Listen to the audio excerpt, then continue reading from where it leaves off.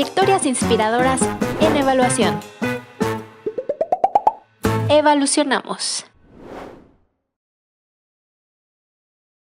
Hello everyone, welcome to a new chapter of EvalYouth, which is a project promoted by Focelac plus EvalYouth Latin America and the Caribbean, the Spanish hub of P2P, with the purpose of being a learning platform for young and emerging evaluators, as well as for established ones who seek to become up-to-date in terms of avant-garde approaches and themes and find inspiration on how to advance their learning and evaluate. Today, we are thrilled to have with us Lennise Baptiste, who is full of ideas and who is founding member of the Caribbean Evaluators International Organization.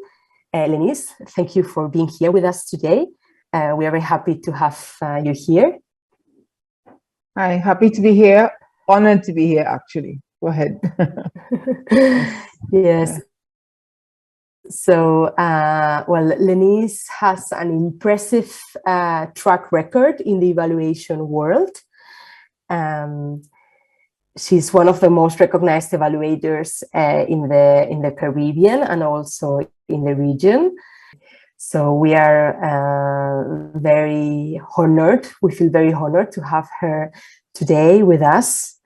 And we are sure that she will inspire us with her contributions to this interview on her steps in evaluation and also her views of evaluation in the Caribbean.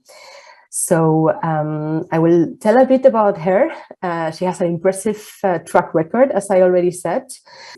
As part of the Caribbean Evaluators International Organization, she has been advocating and promoting the use of evaluation and regional evaluators across professional sectors. She is from Trinidad and Tobago, holds a Ph.D. in evaluation and measurement focused on program evaluation, and a master's degree in measurement and evaluation focused on educational achievement.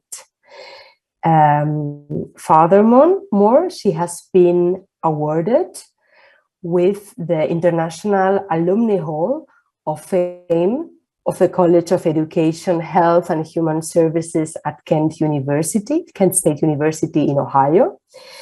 And she is also a recipient of the Michael Scriven Dissertation Award for outstanding contribution to evaluation theory, methodology, or practice, awarded by Western Michigan University, both in the US. She has an impressive track record, as I said, more than 30 years of combined professional experience of US and Caribbean work in the evaluation of programs, in the education, health, social services sectors, including violence prevention programs. She has evaluated many university programs in the Caribbean and the US, and also several donor-supported programs. She has also trained staff in the public sector and personnel from civil society and non-governmental organizations to utilize monitoring and evaluation tools, not just to improve the reporting to donors, but also to monitor the progress of the national development goals. We will get back to that also during our interview. She has overall more than 20 years of experience using quantitative and qualitative research methods, and more than 10 years using the Q methodology. So, Lennise, after this very impressive introduction, I leave you the floor to tell us a bit more about yourself and your pathway in evaluation. Elba, thank you again for inviting me to be part of this project. And after listening to that CV, I'm a little concerned that I'm overdue for a vacation. But after 30 years of doing this kind of work, I have to say it has been, for me, more passion than financial in terms of getting stuff done, but the financial piece has been good. So my pathway into evaluation came from a mistake that was made when I was at university. So I was always interested in the academic aspect of evaluation in terms of the achievement, student achievement, academic achievement, especially since my sister is one who did not complete primary school, never did a secondary school program because of her assessment in those days of not being ready or able, or, you know, not normal in those days as they would have said it. But having grown up with her, I know that she can be assessed, or there are ways of assessing her that were just never explored in those days when she was a primary school student and then at secondary age. So when I went to Kent State University in Ohio to pursue this Ph.D. program in evaluation and measurement, I was determined to come up with a new way to assess students who are not, as you would say, normal or regular, as they would say, students, finding alternative methods of assessing what they have actually learned, having been part of educational programs. And it was very fine for the first semester. And then in the second semester, there were not enough students in my cohort for them to get lecturers to teach. So I was left in a lurch. And so I went through the catalog of courses and I looked for courses with evaluation in the name. And so I had one course called Program Evaluation 001, or 010, sorry, in the sociology department. And then there was another course called Methods in Evaluation in the political science department. And then there was another course in the psychology department that had to do with statistical methods for projects with an interest in evaluation. So I said, you know, those three courses couldn't be too far off from the regular assessment of academic achievement. Well, I was in for a surprise because the sociology course focused on projects implemented in the indigenous community in Canada and in parts of the US, I believe, right? And so every week we had to do a case study of either a nutrition program, education program, a project that was implemented, and then we had to look at what the assessment of that was. And that just opened my mind. That particular course just blew my mind because I said, that is the kind of thing I want to do, because I realized while I was interested in finding new ways of assessing persons like my sister, I really was looking at the big picture. How were things being implemented and assessed, and decisions were being made about continuing projects, ending projects, or revising projects and going forward. Then the course in the political science department focused on a method of data gathering and analysis called Q methodology. And the Q didn't stand for qualitative, but it was sort of a mixed methods approach to assessing subjective data, where briefly you ask persons to rank their feelings, their beliefs about certain topics, and then you run a factor analysis. But what it did was it helped to put a quantitative slant on the analysis of subjective themes and ideas. And then the third course that had to do with not remembering right now, but the third course just sort of concretized to me that academic achievement, I wanted to move past just assessing and evaluating academic achievement. And so luckily for me as well, I was on a graduate assistantship at Kent State University, and I was located in the Research and Evaluation Bureau at Kent State University. And immediately students were assigned to different projects. So I was already in that first semester assigned to two different teams that were looking at what was happening in terms of teacher training in the STEM areas in Ohio. And then we had to collect data and do some analysis, etc. And that sort of opened my eyes. But as I spent more time in Kent State, it moved on to doing the CDC-funded Delta project, which focused on intimate partner violence prevention, then health programs prevention, And then other things that really had me intrigued, and I was really always interested in doing that. And I moved around the US. I can count myself very lucky to have been able to move around the US to get different views of life in America, especially when persons are part of programs designed to improve their life, that everything is not as appears in a Hollywood movie or on TV in a drama series. But going back to me and my ability to quickly fall into what I call evaluative inquiry. I was a school teacher. I began my professional life as a school teacher in Trinidad and Tobago, and moved into the role of what you call curriculum specialist, assisting persons in the days when they were introducing technology into schools, helping teachers to cross that bridge, and helping them to use these tools, I should say. And then after finishing my master's, I went to work at the regional examination body in the Caribbean, for English-speaking Caribbean, the Caribbean Examinations Council.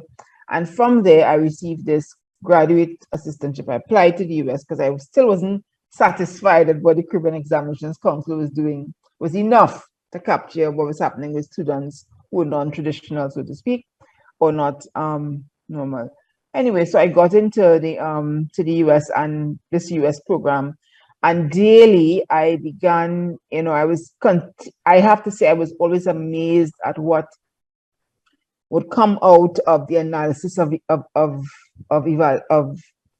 the data that was collected and the evaluation data. I was always intrigued. I liked immediately the mixed methods approach, because I'm convinced, I believe firmly that the qualitative data tells the story behind the numbers, and we must never assign more value to numbers than to the qualitative data, because it will help to explain what is going on.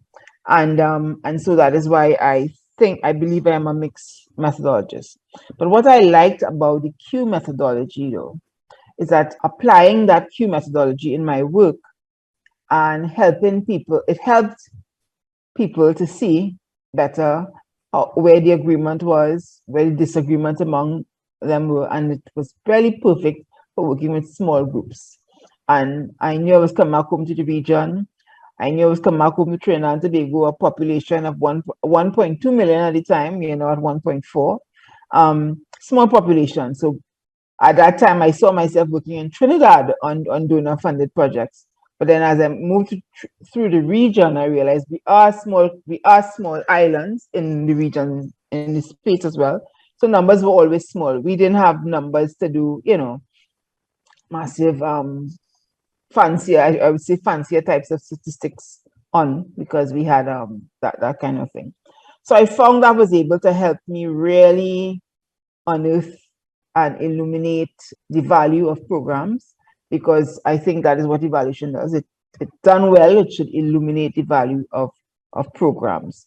And that is it. So the trait I think that I brought from childhood to this point in my life was that trait of always asking questions. But you know that asking questions doesn't always put you in a good light. So that my mother didn't quite like the fact that I might have asked an auntie, or a tia, as you would say in Spanish, a question that seemed to be intrusive, but it was interesting to me, And so in those days I used to get into trouble. And then as a young teacher, when we would have things that we had to follow from the government, and then I would ask why, and my school principal would say to me, Miss Baptiste, is because the Minister of Education said we have to do it in this way. It would never be that there was any critical thinking or anything like that. And then, so what I do now, when I think of myself as an evaluator now, every time I sit in a key informant interview, or I am doing an in-depth interview with anyone, I value that trait about myself, that I find that I'm able to ask questions, but I've learned how not to be intrusive, and I've learned how to be respectful, because I think those are two critical traits that evaluators must have. And evaluators must be empathetic, so that sometimes we ask people, we go to them for information, we go to them for data for our project, and the things that we want to collect, but the data is theirs, the information is theirs, and we ask them to share it with us. So that we must be empathetic, because we must know that persons are trusting us quickly. So we have to help them to trust us quickly, so that when we leave them, they would know that we will not expose them, they will not suffer any harm. Now, those things are also part of the ethical guidelines and so on around doing evaluations and doing it well. But I think what also helped me with the evaluation is really understanding the power behind certain social research methods in terms of gathering data. And I think that's important for you. If your strength is doing surveys, if your strength is conducting interviews, if wherever you fall in the spectrum of doing things, learn it well, and but always find a way to apply it in a humane manner that persons feel comfortable, because it's important for them to feel comfortable, because you are asking them for information that is theirs, not yours. Okay, so therefore you go in as well. In the days when researchers were required to be highly objective and distant, evaluators, to do their job well, can't get away with that. We have to be interested in people and bring and be passionate about what we're doing. Not that we're going to overtalk or speak more than the persons that we're requesting data from, but we need to really think carefully about illuminating, helping people, appreciating what people are doing in situations that could be very fragile and complex at the same time. As well, so I'm jumping further ahead now. As we make recommendations, because I'm going to go there first. As we make recommendations after you've collected data for from an evaluation or from a project, we must really understand the complexity and appreciate. So when you write up your report, we should not be doing what researchers did before, where we ignore some variables and we only report on some, and we don't cater for the interaction of the variables. So I'm saying that to say that to solve a problem, let's suppose it's a project where you are giving persons a house, they must do things to benefit from this house, and you are now going to see, you're going back to see how the beneficiaries thriving and coping after getting this house. You have to realize that their quality of life in this new house will also be dependent on their ability to access transportation, afford transportation, access health facilities, afford health facilities, access educational facilities, afford educational facilities. I'm saying it like that because solving these social problems or these development problems are never one-dimensional. I should say successful solutions to these social problems are never one-dimensional. You have to come at it from different directions to support persons to be successful, or to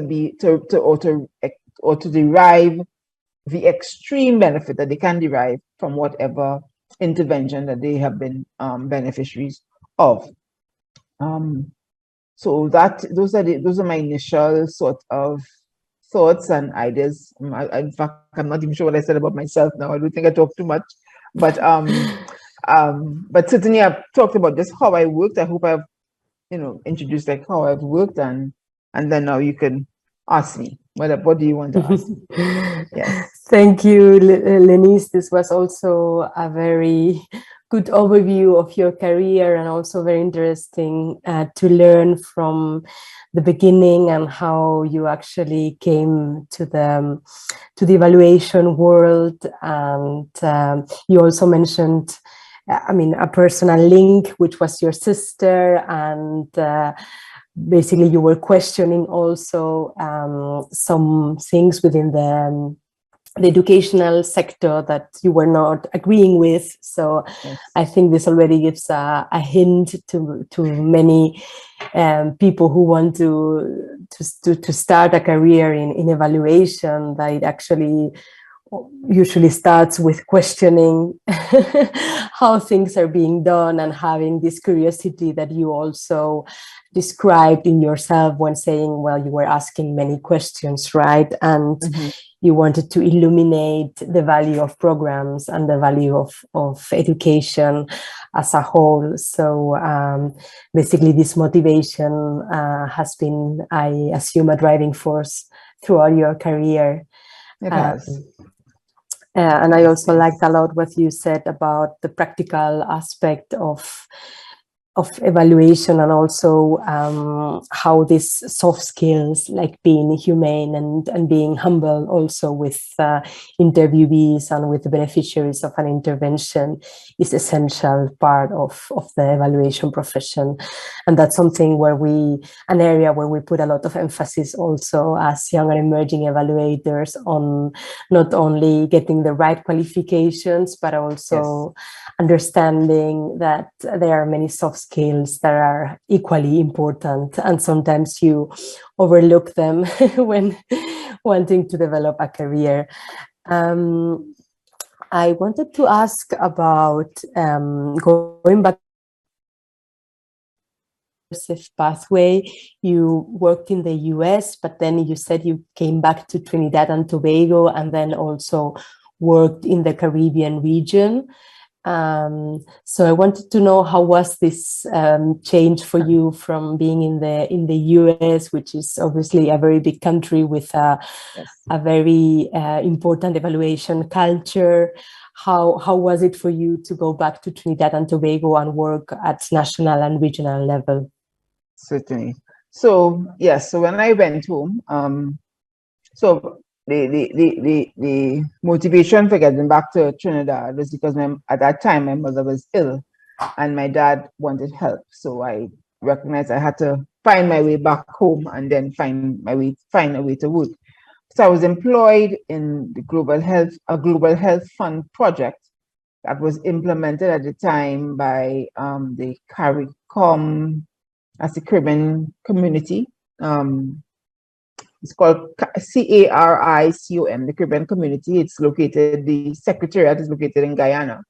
And they had organized, they had gotten the grant to implement this Global Fund program on HIV and AIDS prevention in the region. And I worked with the Caribbean Health Research Council, which is one of the grantees under this particular set of funding.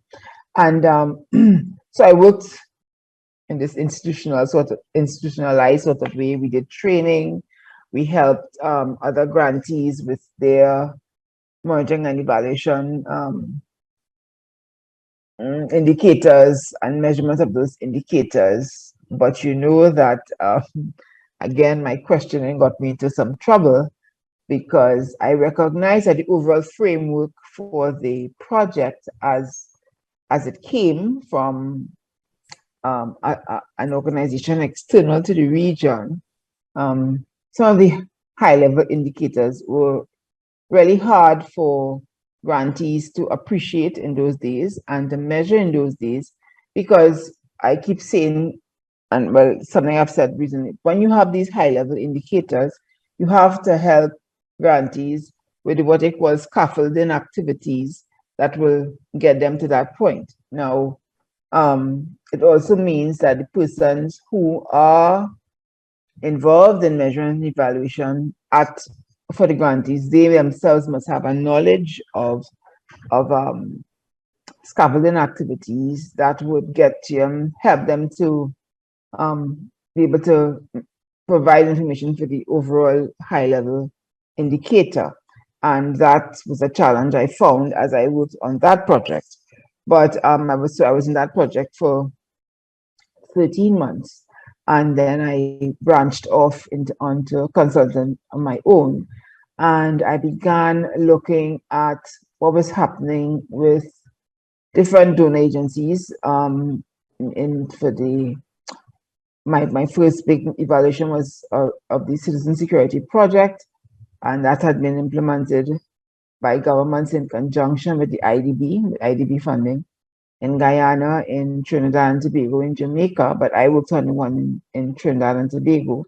And then there were projects from that overall Citizen Security Project that other persons were implementing, and I got the opportunity to address those. And I remember one of the things that early o'clock when I started writing my reports, I would have people saying things to me like, I've never seen an evaluation report like this, because they were just accustomed to just providing just the basic information for indicators, and they weren't allowed to provide narratives. They weren't allowed to, you know, the anecdotes or like I said, the qualitative aspect was never embraced for them as they made their reports. So that now doing reports in the way I was doing, I was valuing the numbers, but as well as providing context for everything that was happening, you know. And so to me, that was facilitating better decision making for the persons whom had the project. But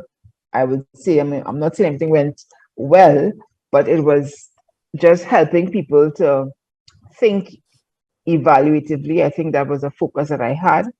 And I continue to have, I actually, every time I do an evaluation, to help persons think about their solutions, and also to think about the identification of their problems, because, you know, a lot of projects are developed based, and it's always that the project is developed to answer or address a particular problem. But if the definition of the problem is narrow, not looking at interacting systems, then to me, the solution will not be as successful as you want it to be. And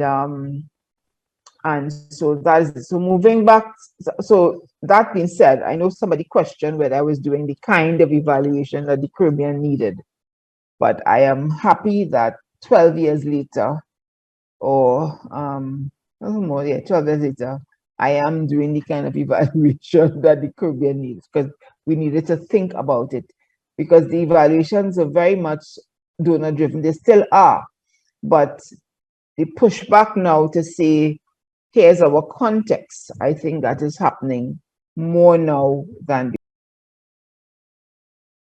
regional evaluators. You can now pick up on certain things and say to them, but I will also be honest in that the problem as well is that because we have a strong colonial history, there are persons from the region who would prefer to see someone from outside the region during the evaluation rather than someone inside, because they're accustomed to that. They're accustomed to that sort of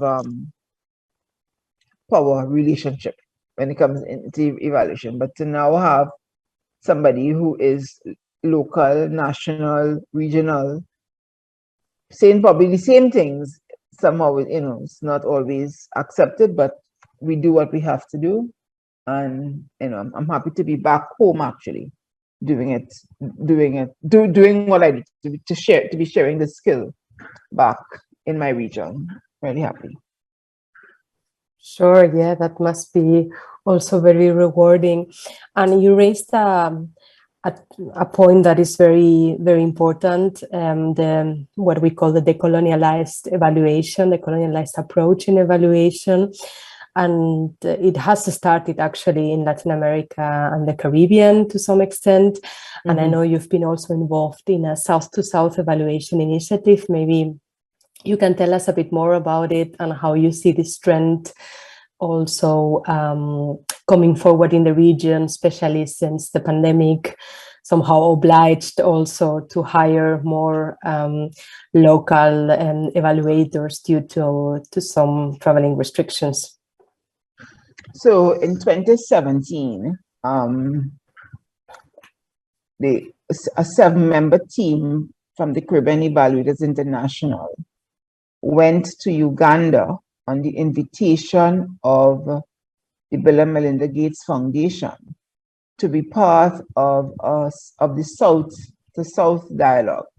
So there were evaluation associations from as far east as the Pacific Asia, South Asia, and the Pacific region, and then Africa, and then Latin America, and then us in the Caribbean. And when we got there, we talked a lot about this decolonization of evaluation approaches, and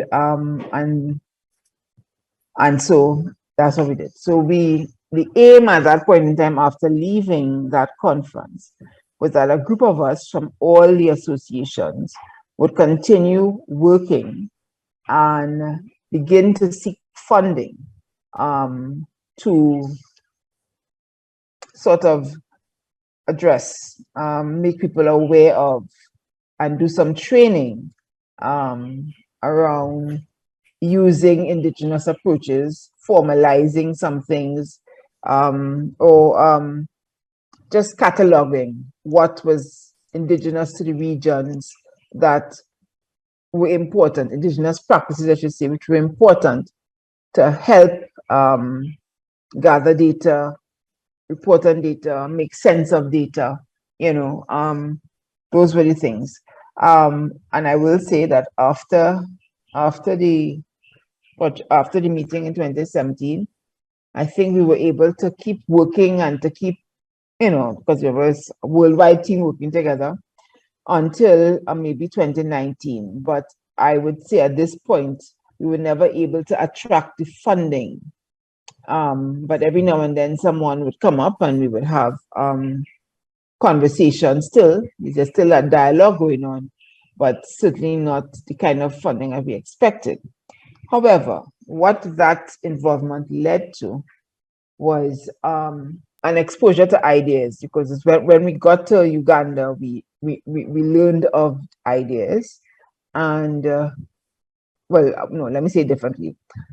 Some of us in the group had attended ideas conferences before, but at the Uganda meeting, we actually, the CEI formed an MOU with ideas. And so getting involved in the work of ideas began more feverishly then, understanding what was happening. In fact, some of us were involved in authoring articles for ideas books. We've done that. We've worked with the Pacific Islands, the Pacific Islands as small island developing states in the Pacific and in the Caribbean. What was similar, what was different about our attempts to institutionalize evaluations at the governmental level, and even to implement evaluations in the way they should be done. We wrote about that for ideas, for the ideas books and so on. And then on a personal note, I was part of the last ideas book, which had to do with transformational change. And in doing that, I had to acknowledge that as a region, we have one country that has actually done some commitment of a budget, of part of the national budget to evaluation, therefore sort of implying institutionalization. But in other governments, we still have departments that are doing evaluation. We have planning departments, etc. But the real budget to say that we are looking at our national systems, we are, looking at that to do evaluation, is not there. So that when the discussion comes into transformational evaluation, I have to say that we are still evaluated project by project. Many of us are not doing evaluation of strategies in the way they should, or the evaluation of programs, and so it's not happening in the way it should. It's still project by project. It's still donor driven. That is where we still are. I know I've gone all the way around in circle, but I'm just saying that is, you know, even the, you know, the learning, the peer-to-peer learning of South to South has not happened in the way I thought it would happen. What was good in the last 2 years is that the dialogues, you know, there's an evaluation week that has happened 2 years, right? And each time we've been able to have speakers from out of the region speak about evaluation issues that are common across the world. Because, you know, you could be in a region and think it's only happening in my region, or it's only happening, but that is what has come out of that South-South dialogue, because that networking that we began in 2017 continued and has gotten person into other discussions and other arenas to have you know, to widen the how evaluation is thought about, you know, how evaluation is thought about. The issue that is very important to me is just creating a demand for the evaluation that allows for looking inwards and not just coming from the external, and not being externally driven, is where I'm hoping that we can be, because I think that's the only way to get to the transformational piece that is necessary for us to be thinking about as a region, and not just, you know, being reactionary when we receive funds, because Latin America and the Caribbean, we're very much dependent on donor funds to get stuff done. And so it would be nice sometimes for evaluations to be led by us. It's about to learn more about us, and not just evaluations that are externally driven, so that the learning is for the external component and we feel that learning is not for us. That's just I think. Yeah, very, very important point. And I think you also emphasized a lot the importance of networks and of exchanging with other practitioners worldwide. And I think this is an opportunity that, thanks to Corona, we are also now exploring as well, in terms of connecting and bonding with other colleagues from everywhere in the world, and which we believe are very, very important for the whole evaluation community to continue doing. We are coming to an end of this interview, but I wanted to insist on an aspect that you already mentioned, and is the importance of building capacities on a regional level, which obviously is one of the main objectives of ideas and any VOP. But I wanted to ask you if you think that the SDGs present such an opportunity to build those national capacities, and, as you were mentioning, also try to avoid these external driven evaluations, but rather start fostering a culture of evaluation in the countries where you are active in the Caribbean. Yeah. So the promise of the SDGs, right? The promise of the SDGs is that we will all see or we all see a quality of life, a similar quality of life across regions, right? If the 17 SDGs are addressed, if countries can meet those targets, then around the world, we should be looking, the quality of life should be similar. People have access to education, health, women are doing it, things are gender responsive, there are partnerships, people understand the value of partnerships and those things.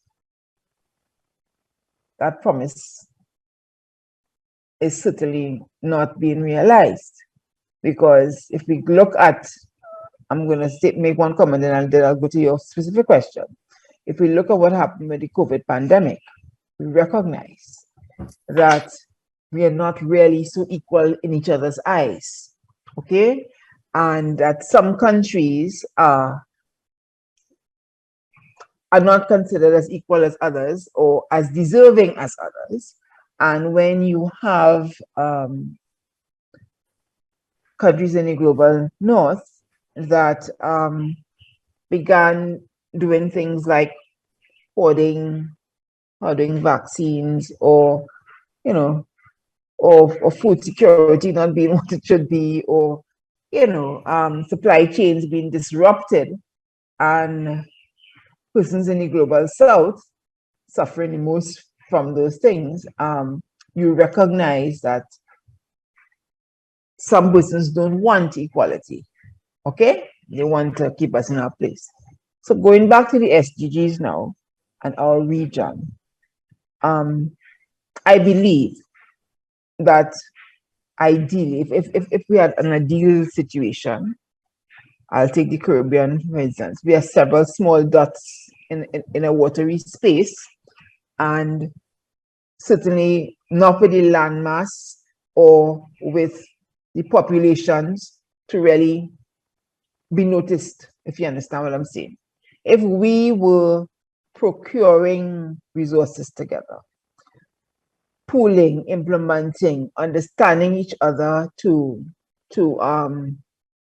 or making efforts to understand each other better, to promote the development goals or to realize our development goals, then we could speak with confidence. You will be able to speak with confidence that, this is we are meeting the targets of our sustainable development goals. But more than that, we recognize that in achieving those targets, our context, we are doing things that are more suitable for our context than being given templates to follow from outside our region, to apply wholly and wholesale into our working context, because it's not the same. The facilities are not the same. The accessibility to solutions is not the same, right? As well, as a region, our countries are highly indebted to international financial institutions. So while a lot of money, let me say it this way, a lot of money has to go into repaying debt. So our countries cannot spend the kind of money on development as they should. So looking at, they have to cherry pick, right? Cherry pick. And also what I think is engage in sort of a haphazard implementation of different projects that are aligned with the SDGs and would give some sort of results on the targets to be achieved in the SDGs, but the coherence of the implementation is not there for you to report en masse or in a grand manner, that this is what is happening in our region, as well as, there's some projects that come from the government, and there's some projects that are given to NGOs and other organizations with the aim of being and these projects are aligned to the SDGs and the aim of helping with development. But because, again, there's no coherence, there's no, that's not happening, it is difficult to report in a comprehensive manner about what is happening with the SDGs. But I will say that the SDGs, like I said, provided an ideal for us to work towards. However, everybody didn't start in the same place. Every country didn't start in the same place to get to those targets. And therefore, by 2030, I don't see us getting there. And then if we look at what's happening now with climate change in our region, because of what's happening with the seas, I mean, in the Pacific, some islands are disappearing already, right? And they're going to disappear. In our region, we have a lot of erosion, a lot of sargassum weed. We have warming up of the seas. We have drought. You know, we are getting the brunt of the climate change effect in terms of devastating hurricanes and that kind of thing. But our readiness to accept that we have to work together. We say it, but the commitment after all these years is just not what it should be.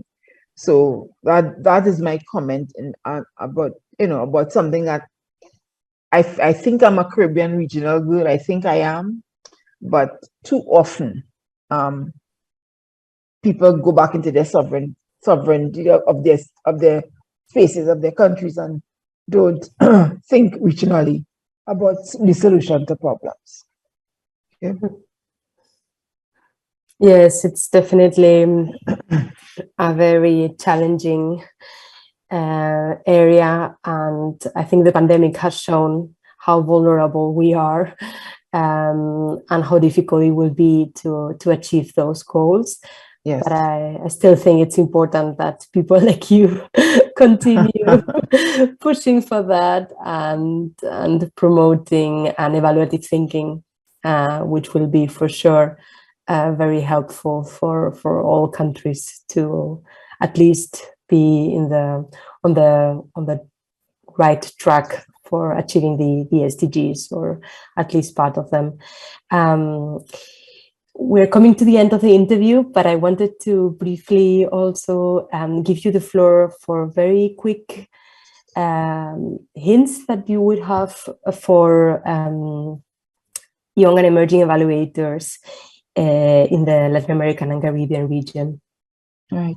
So I would say the two persons in terms of their career that I looked at and who were helpful to me when I was doing my PhD, and one is Dr. David Fetterman. He talks about empowerment evaluation. I think if you look at those principles, you may not use that approach in what you're doing, or you know. But I would say if you look at his principles, I think of the empowerment evaluation, I think young and emerging evaluators will learn a lot from that approach. Michael Quinn Patton, I did my PhD on his concept called process use. Very good concept, and it just says that as you start to do evaluations, people's behaviors change. Look at what those changes are telling you, right? And learn from them and give them something that they could utilize. That your evaluation report should be one that is of high utility. Look at utilization focused approach. But then in terms of personal traits, I wrote some down. And so my first thing would be more reflective rather than reactionary when you are when you're interacting with folks and you're collecting data. Do more listening than speaking. Okay. Really try to get people to tell you what's on their mind rather than you shaping it for them, right? Also, listen for what you're not hearing. And that's something that it's a skill that you have to learn. What are you not hearing, right? And as you ask the question of persons about what you're not hearing, remember to be empathetic, to be respectful, right? Those are very critical when you are doing, because you want them to trust you and trust you quickly.